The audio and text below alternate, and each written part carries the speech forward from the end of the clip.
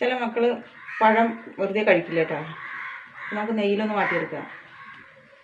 പഴുത്ത പഴം കഴിക്കാൻ നല്ല മടിയായിരിക്കും. കുറച്ച് നെയ്യ് ഒഴിച്ച് കൊടുക്കുക.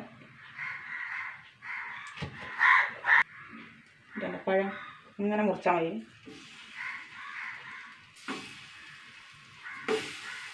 ഓരോന്ന് ഇട്ട് കൊടുക്കുക.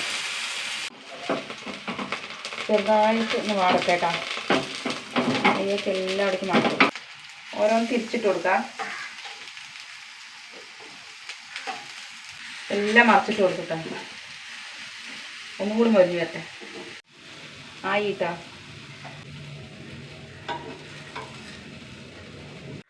കേട്ടാ നമ്മുടെ പഴം നെയ്യിലിട്ടത്. അതിൽ മേലെ കൂടെ ഒരു നുള്ളു പഞ്ചസാര, ഒരു നുള്ളു മതിയേ.